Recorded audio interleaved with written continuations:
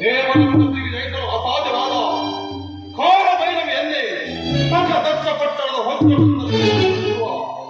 ಈ ದುರಧೀರನಾದ ದಕ್ಷ ಬರೀ ಭವ ಯಾವ ಮಹಾವೀರನು ತನ್ನ ಉಗ್ರವಾದ ತಪಸ್ಸಿನಿಂದ ಸಾವಿರಾರು ಸುಧಾರಣೆಯನ್ನು ಬೆಳೆದು ದೇವಾದಿ ದೇವತೆಗಳಿಗೆ ವಿವಾಹವನ್ನು ಮಾಡಿ ಅಜಯನಾಗಿರುವನು. ಅಂತಹ ದಕ್ಷ ಜಾತಿಯರಿಗೆ ಹರಿಭವ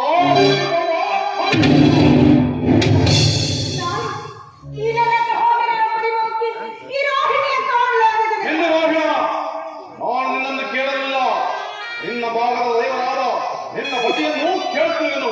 ಚಂದ್ರಮ ಚಂದ್ರಮ,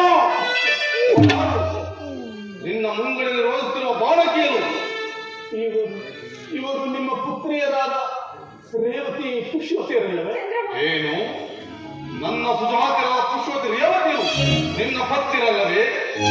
ಅದು ಯಾರಿಗೆ ಗೊತ್ತು ನನ್ನ ಪತ್ನಿಯರೆಂದು? ಅದಾರಿಗೆ ಗೊತ್ತು. ಚಂದ್ರಮ, ಜ್ಞಾಪಕದಲ್ಲಿಡು.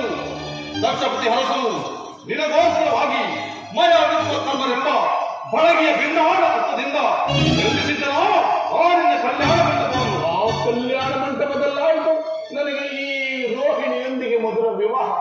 ಈ ನನ್ನ ಪರಮ ಪ್ರಿಯ ರೋಹಿಣಿಯ ಅನನ್ಯ ಪ್ರೇಮ ಕಾವ್ಯ. ಇನ್ನುಳಿದ ನಿಮ್ಮ ಪುತ್ರಿಯರನ್ನು ನೆಪ ಮಾತ್ರಕ್ಕೆ ಒಲಿಸಿದ್ದೇನೆ. ಚಂದ್ರಮ ಚಂದ್ರಮ, ನನ್ನ ಸುಜಾತರಿಗೆ ಸಮಾನ ಧರ್ಮವನ್ನು ನೀಡಬೇಕೆಂಬುದೇ ಗಾಢದ ಪ್ರತಿಜ್ಞೆ. ಇದನ್ನು ಮೀರಬಾರದು. ಮೀರಿದ ಸತಿಯರಿಗೆ ವಂಚನೆ ಮಾಡಿದ ದ್ರೋಹಿ ಕುಲವಿಗಾತ ಈ ದತ್ತ ಜಾತಿಗೆ ಸಂತಾಪವನ್ನು ತೀರಿದ ವೇದಕ ನೀವು ಮಾಡುವ ಪ್ರೇಮ ವಿಚ್ಛೇದನಕ್ಕೆ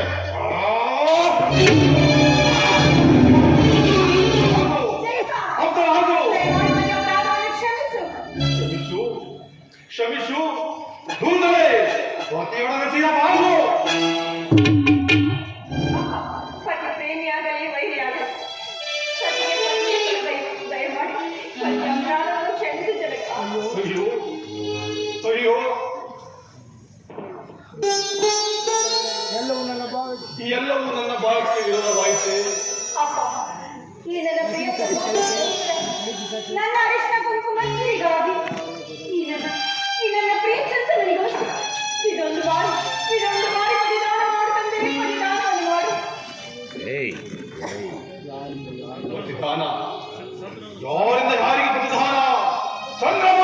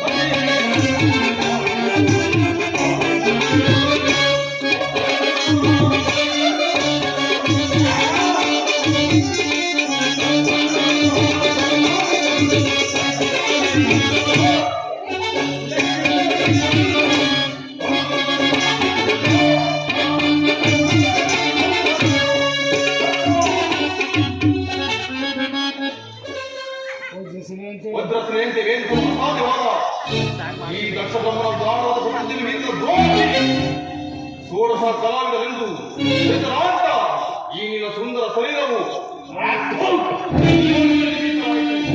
ಪ್ರೇಮವೇ ಕಾಲದಲ್ಲಿ ನಂಬಿದ ಈ ನಿನ್ನ ಪ್ರೇಮ ಶರೀರವು